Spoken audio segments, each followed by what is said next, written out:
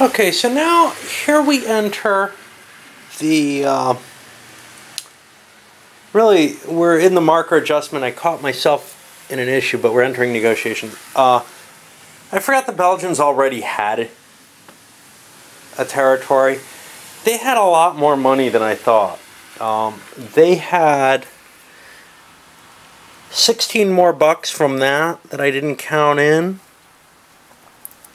And then minus 5 puts them at 11. Right? So what I ended up doing was allowing them an influence marker in Brazil for its big 9 bucks. I allowed them to add that. So that would be 10 of that 11. So they should have 1 buck left, not the 3 that I had. I thought that was an interest. But now we've got 2 issues we have to resolve. One is France has a casus belli against Italy, and one is England has a casus belli against the Congo.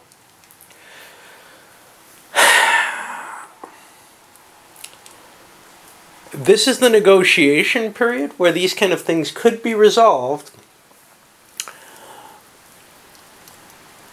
If a war is going to be declared, the non-warring nation kind of automatically gets a chance to declare for a Congress of Europe. But it is possible. See, the rules are really fuzzy here. They're missing a lot of stuff, essentially. It's not clear whether or not you can just declare war at this point. It's not clear whether or not this is a timing issue where I have to call that Congress of Europe if I want to prevent you from declaring war.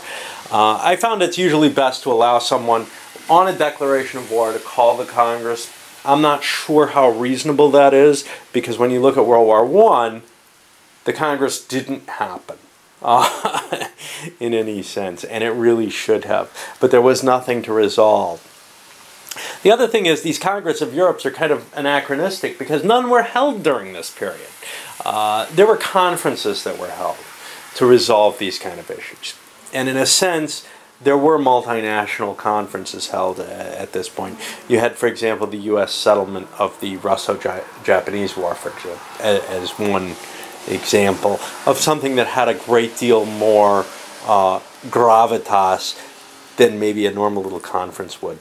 But anyway, this is a situation where both England and France are in there to have the war. So a conference could avoid or avert the war by telling Belgium, you have to downgrade, and Italy, you have to downgrade your protectorate. They could also, I believe, do this at will. In both cases, if they can't come up with some sort of alliance, that is probably what they want to do. Italy does not have a big navy. They only have 10 ships. France has built theirs up to 29. Italy can't stand up against that. They will get cut off, out of supply, and the area will surrender, and they'll lose it to France. And France can actually take it as a possession. Likewise, Belgium certainly can't stand against England. So in this case, both will have to back down. The question is, under what circumstances? A Congress might conceivably say something alternative. They might say, all right, look, you don't have to remove. France has to remove. I think that's highly unlikely. Because of the divisors, it's not a terrible thing to let France or England gain control of those areas. But it might be to some players' advantage to actually spark a more general war over this. So say, and this isn't going to happen because England built up their fleet, but say Belgium appeals to France and says, look, let's make an alliance here, you know, and you support me against England. Well, the extra fleet of Italy's 10 ships becomes a lot more important when you throw England's into there. France can't afford that kind of risk. I don't think it's late enough in the game for the kind of situation where a real war will erupt. But you never know. I've seen first turn wars happen.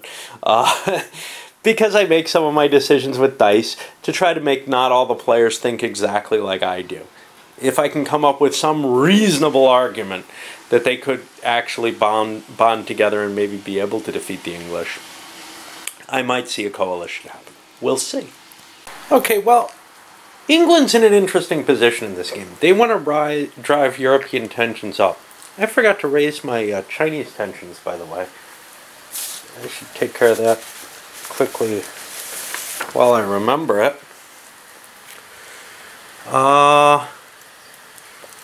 One influence marker in a Chinese Empire area over there in Manchuria. That's worth 4.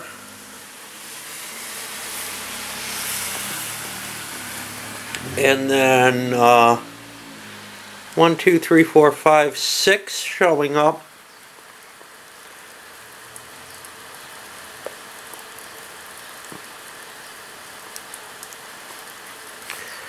In a Chinese vassal, those don't count for anything.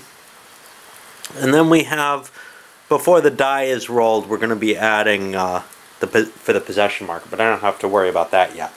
But the reason the Brits want to do a conference immediately is they get points for a Congress of Europe being called. It may not be the optimal solution for them. They'd rather declare war, but they're not going to get to declare war without a conference being called by my way of handling things, so that quickly drives tensions up by 3. Now, this sort of interrupts the negotiation phase in a sense that players want to be able to make treaties, etc. So, negotiations still have to continue. Treaties have to still be able to be made in this period. At least that's my take on it. Again, the game is a little lax about defining exactly what can happen when and when the transfers happen. And uh-oh, looks like I forgot to take that off. Ah, that's why it was only $5. Shit. I got more Belgian points. I don't know what to do. I'll try to figure that out as well. I also forgot to raise tensions by 1. The French built a 3-point navy. No one else, I think, did. So, they just had some extra money that they spent on that. So that had to be accounted for, too. Anyway, I'm going to go into the negotiations with the knowledge that there is a conference happening because Britain called it already. See where we go with there. So here's where one of the timing issues does come up. So the English wanted to call a conference immediately. And I say, well, you can't do that because you got to let people actually do the negotiations, but the conference is registered in your name. Great. Well, the conference may not exist because Belgium, during the negotiations phase, can remove their counter or downgrade it to an influence marker and remove Britain's casus belli at that moment. And that's where this all becomes sort of this tangled mess where it's not clearly defined, and I don't think the errata handle it either. It's just one of the problems with the game design is it was all left very loose and unsatisfying in terms of how the rules were hammered together. On the other hand, you can say, well, look, negotiations, a conference takes a while to set up. Allow everybody the negotiations whenever the conference is called. If the cause of the conference disappears, someone else can call one. So that's kind of what I'm going to do. Try to take a common sense approach to the whole thing. Alright, well, I still haven't gotten anywhere on the negotiations. Well, Italy tried to convince England to support them against France. Belgium backed down. They backed out immediately. They could not find an alliance. They knew they couldn't find an alliance that had a chance of beating England. The question is, could Italy get England's support? And if they could have, it would have been a secret treaty probably. Then the question would be, okay, well, can we launch this attack on France? England would win that war, especially with Italy's help. There's no question. And it would take their second competitor at this point, the person in the next place, largely out of the game. Although France could, of course, build up economically the way in Germany or some of the other powers have the opportunity to do so and try to launch, you know, a war to regain what they had. But the problem with that is, I've seen it happen. Italy declares they'll be England's little butt buddy for the rest of the game in order to get sole ownership of Egypt. That was the way I won my first multiplayer game of this, was doing exactly that. I you know, convinced England, hey, I'm your buddy for the rest of the game, because Italy has some serious advantages. If they reveal that alliance, they get 2 points a turn for being allied with England. So now that there is no conference, there cannot be one. So I'll take the 3 points away for that, because there are no issues. And now the question is, are there people willing to ally? And I think we're going to see some quick alliances form here. And indeed it happens. France and Russia, and Germany and France, after France and Russia, all declare mutual defensive alliances. They mean nothing at this point. Nothing whatsoever. But, because the issues have been resolved. But, in terms of the military situation. But what they do mean is they give each of the powers indicated 2 points. Germany and France have an alliance situation which gives 2 points each. The people who have one-sided alliance relationships did not choose to do this. One-turn alliances generally don't happen in those cases. In those cases, usually those alliances are signed over a period of time in exchange for some sort of agreement. For example, the Italy-Britain one might have been signed for the course of the game, which is the one I did, but it could also be signed for some shorter period. Of course, England could say, yeah, I'm tired of paying Italy 2 points a turn for being my buddy. I'm going to instead just break the alliance and declare it broken. So that raises tensions. Generally, most of the other powers other than England aren't terribly interested in making long-term alliances. Nothing's really been defined in terms of how the world is falling out here. Anyway, we get to skip the Congress of Europe. We go to the Chinese resentment phase. It's not high enough that 3 dice could get us below that amount. No wars. And we go to victory point record. And in the victory point record phase, well, only America had enough money to buy a victory point. They grabbed one. The others got their 2 each for their alliances. So we've got 4 victory points for France. Germany and Russia each have 2. US has 1. Those alliances are dissolved at this point. But there is a general feeling, as there is in many games, of France and Germany considering an anti-English position. Somewhat ahistorical, perhaps. But yes, France is the next competitor to England on the line. They would like to convince a long-term action against. Other countries like Japan are very much desiring some sort of alliance. But the problem is, other than a country like Russia, it's going to be tough to find a big power willing to support Japan. Historically, Britain did largely, but the truth is Japan has a good divisor. They have the 3-point divisor, not as good as Russia's, and no real reason